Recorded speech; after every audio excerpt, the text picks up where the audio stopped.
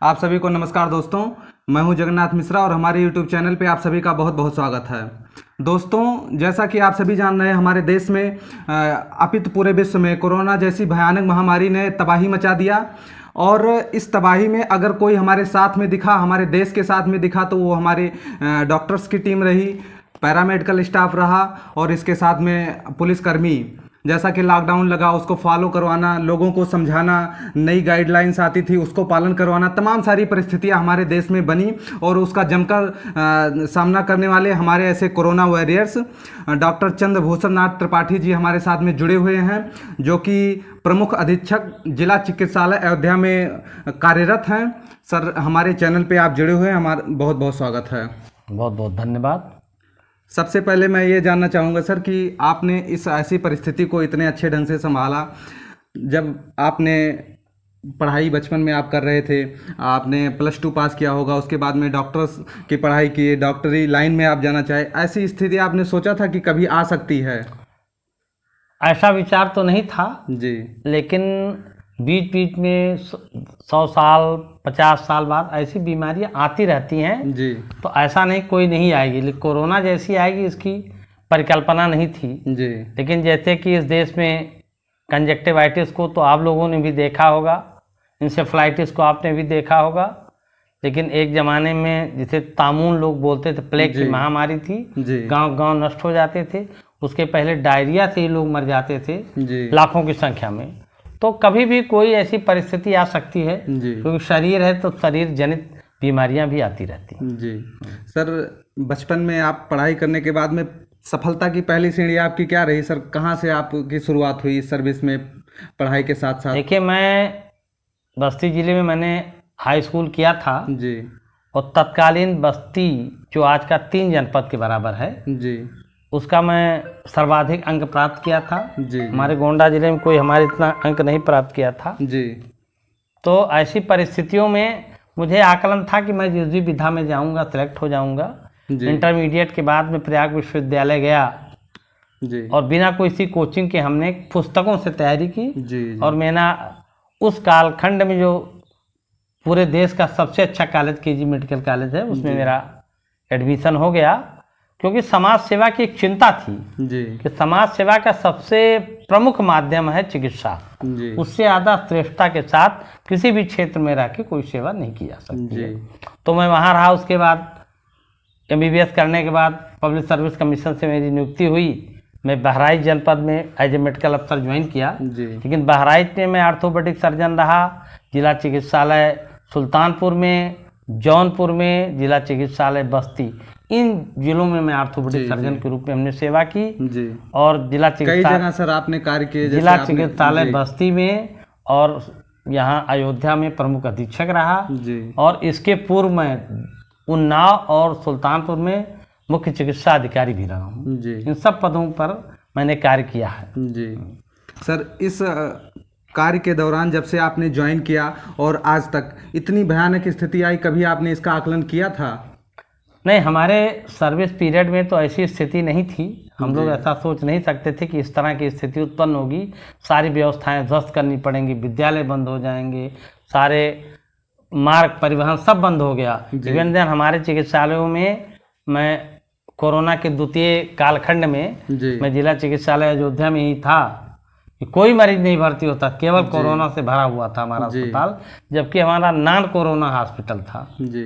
मतलब जिसमें कि पॉजिटिव केस नहीं जाते थे, लेकिन व्यवहार में उनको कोरोना हुआ रहता था जी। और हमारे पास 80-80 85-85 लोग एक साथ रहे जी। हालांकि मैंने ऐसी व्यवस्था की थी कि मेरे यहाँ कम से कम कोई ऑक्सीजन के बिना नहीं मरा जी। ऐसी व्यवस्था वहाँ इस बीच में तो ऐसी स्थिति बन गई सर कि ऑक्सीजन का हर जनपद में हाल था, हाहाकार हमारे यहाँ भी था, लेकिन हमने मैनेज किया था। 15-15 मिनट के 60 में सबको हम देते थे ऑक्सीजन। ये नहीं तमाम जगह ऐसा हुआ कि ऑक्सीजन के अभाव में वापस कर दिया गया। मैंने किसी मरीज को वापस नहीं किया, ये मैंने व्यवस्था बनाई थी। इसके पूर्व मैं CMO रहा। पहले जब आई थी तो सुल्तानपुर जिले में था और मेरा दावा है होम आइसोलेशन एक भी डेथ नहीं हुई जी। अस्पताल में भर्ती किसी भी मरीज की L1 में या L2 में हमारे पीरियड में कोई भी डेथ नहीं हुई जी। बाहर जाने के बाद जरूर 40-50 डेथ वहाँ भी हुई थी, जो कि मेडिकल कॉलेज, पीजीआई से बड़े संदर्भित चिकित्सालयों में वहाँ के ज़िले के व्यक्तियों की हुई। कुछ कर्मचारी भी थे उसमें, कुछ जी चिकित्सा से जुड़े लोग भी थे। लेकिन ये कि ये संकट का जो कालखंड आया, ये परिकल्पना से बाहर था। जी सर, इस बीच में जैसा कि जब महामारी आई तो हमारे पास में कोई इसका सही इलाज नहीं था। लोग इसमें परेशान हुए, डॉक्टर्स भी परेशान हुए कि हम कैसे सही इलाज दें। बहुत सारे लोग इसमें उनकी इलाज किया जा रहा था, फिर भी वो बीमार ही पड़े रहते थे। वायरल डिजीज का कोई इलाज वास्तव में नहीं होता जी। है। लाक्षणिक इलाज होता है, कुछ एंटीवायरल दिए जाते हैं, कभी कभी कुछ दवाएं होती कि ये प्रचलन में आ जाती हैं, उससे लाभ हो रहा है। जी जी जैसे SUQS दिया गया पहली बार में, दूसरी बार SUQS नहीं दिया गया। जी ऐसी गाइडलाइन आई कि वो लाभ कर रहा, बाद में उसका कोई लाभ नहीं है। जी इवन देन रेमडेसिविर जिसके लेने के लिए कितने उन्होंने घर द्वार बेच दिया, वो भी नहीं स्पेसिफिक थी कि कितना लाभ करती है। जी मृत्यु की जहाँ तक कारण है, सबसे ज़्यादा मृत्यु सदमे से हुई। जो डर गया और मर गया, ये कहावत यहाँ बिल्कुल सार्थक हुई। जी जिसने संघर्ष किया, व्यक्ति क्यों जिंदा है, उसके अंदर जिजीविषा है। कोई समाज क्यों जिंदा, उसके अंदर जिजीविषा है। कोई राष्ट्र क्यों जिंदा, जिजीविषा है। जी प्रतिरक्षण क्षमता, जिजीविषा एक ही चीज़ है। लड़ने का सामर्थ्य, जो लड़ते रहे वो जीवित रहे। मैं 48% SpO2 के लोगों को बचते हुए देखा और 91 के लोगों को मरते सर, मैं क्षेत्र में भी रहता हूँ, ऐसी बहुत सारी मानसिकता के लोग मुझे मिले कि ये ऐसा कुछ नहीं है, कोरोना नहीं है। जिसने इसको नहीं माना उनका बहुत कम नुकसान हुआ। जी कोरोना था, जी। लेकिन जिन्होंने समझा ये कुछ नहीं है, बहुसंख्यक उसमें उनको अगर फेफड़े बहुत नहीं इन्वॉल्व थे तो ठीक हो गए। जी ज़्यादातर लोग जिन्होंने मान लिया कि अब तो हमको बचना नहीं है, जैसे वैक्सीनेशन का अभियान चल रहा है सरकार के द्वारा, फ्री में वैक्सीन लोगों को लगवाया जा रहा है, इतने जागरूक किया जा रहा है लोगों को, फिर भी अभी भी काफ़ी लोगों का कहना है कि वैक्सीन से कोई फायदा नहीं। इसका सर पूरा इस पे विश्लेषण जब भी कोई विचार उत्पन्न होता है, जी, प्रतिगामी विचार अपने आप आते हैं। आपने देखा होगा, चैनलों में भी आया था, एक कहता है कि वैक्सीन जिसने लगाए वो सब मर जाएंगे 2 साल के अंदर। जी ऐसी अफवाहें फैलाई जाती हैं। इसका भी कुछ ना कुछ असर कुछ लोगों पर पड़ता है। लेकिन फिर भी एक समय था कि वैक्सीन के लिए बैठे रहते थे और कोई वैक्सीन लगवाने नहीं आता। आज की स्थिति है, हमको 100-200 को लौटाना पड़ता, समय बीत जाता, वैक्सीन खत्म हो जाती है। मेला लगा हुआ, सभी लोग वैक्सीन लगवाना चाहते हैं, जागरूकता के स्तर को लोग प्राप्त हुए हैं जी। और बहुत से लोग कहते हैं वैक्सीन लगवाने से कोई फर्क नहीं पड़ता। जी ये एक मिथ्या भ्रम है, क्योंकि वैक्सीन लगवाने से हो सकता है कि आप पॉजिटिव आ जाएं, जी क्योंकि वैक्सीन का असर तो पूरे शरीर में है। नाक में आने वाले उसको तो है नहीं, हम तो नाक की जांच करते हैं, जी। वो आ सकता है, लेकिन उसकी विभीषिका बहुत कम होगी, पता ही नहीं चलेगा। जी भाई आपको कोरोना होगा भी, अगर आप फुल्ली वैक्सीनेटेड हैं, आपको पता ही नहीं चलेगा, नॉर्मल फ्लू की तरह आया और चला गया। ये सबसे बड़ी उसकी उपादेयता है। काफ़ी लोग वैक्सीन लगवाए थे, सेकंड डोज भी लगवा चुके थे, उनको भी कोरोना हो गया जांच जब करवाई। कई बार ऐसी स्थिति बनती है कि एक बार उनका रिपोर्ट निगेटिव आता है और दोबारा जब वो चेक करवाते हैं तो उनका पॉजिटिव आता है। ऐसा किसी भी जांच में, किसी भी वैक्सीनेशन में, किसी भी व्यवस्था में जी 100% नहीं होता है। जी उसमें 90%, 70% ऐसे ही इफिकेसी मानी जाती है किसी भी दवा की, किसी भी चीज़ की, क्योंकि हर आदमी की शरीर अलग अलग तरह से प्रतिक्रिया करती है वस्तुओं के प्रति, दवाओं के प्रति, वैक्सीन के प्रति। तो इसको भी 100% प्रूफ नहीं है, जी तो 10-20% को हो सकता है। जी तो वो तो गिने लोग हैं। जहाँ पहले हमारे पास एक जिले में 100-100, 200 लोग तक आते थे, अब कहीं 4-6 दिन में एक आदमी पॉजिटिव आता है। जी सर, आगे भी ऐसा अंदाज लगाया जा रहा है लोगों के द्वारा कि आगे भी ऐसी परिस्थिति बनने वाली है या फिर से कोरोना आने वाला, क्या ऐसा कुछ? मुझे तो नहीं प्रतीत होता ऐसा होगा। जी हमको उसके साथ, जैसे सामान्य फ्लू है, जैसे हम लोग जुकाम के साथ जीते हैं, बुखार के साथ जीते हैं, तो जीना सीखना पड़ेगा। जी ये भी उसका पार्ट होगा। जैसे और बीमारी से कोरोना भी एक तरफ पड़ी रहेगी, वो भी ठीक हो जाएगी। जी सर, सर, पूरा विश्वास है कि बच्चों के ऊपर ऐसा कहा जा रहा है कि बच्चे के ऊपर ज़्यादा अटैक करने वाला ऐसा कहा जा रहा था, जी आकलन था। पहले 60 के ऊपर वालों को इफेक्ट किया, उसके बाद 40-50 वालों को, जी तो ऐसा माना जा रहा था कम वालों को होगा। लेकिन मुझे तो कहा जा रहा सितंबर अक्टूबर में आ जाएगा, सितंबर बीत गया, जी अक्टूबर आने वाला है, जी अभी तो कोई लक्षण दिखे नहीं। जी थर्ड वेव आती या नहीं आती उसके बारे में कुछ कहा नहीं जा सकता, और किसको प्रभावित करेगी ये भी नहीं कहा जा सकता। तो एक आकलन है, स्टैटिस्टिकल डेटा है। जी सर, इससे प्रमुख सावधानियां क्या हो सकती हैं? सावधानियां अब भी वही हैं जो पहले थी। जी मास्क लगाना, जैसे मैं मास्क लगाया, मैं सदैव मास्क लगाता हूँ, क्योंकि इस पोस्ट पे रहते हुए मैं एक जिम्मेदार व्यक्ति हूँ, तो मैं ही नहीं लगाऊंगा, लोग कैसे उससे अनुप्राणित होंगे। दूसरी बात, सोशल डिस्टेंसिंग, दूरी बनाए रहे, अनावश्यक रूप से मिलने जुलने की जरूरत नहीं है।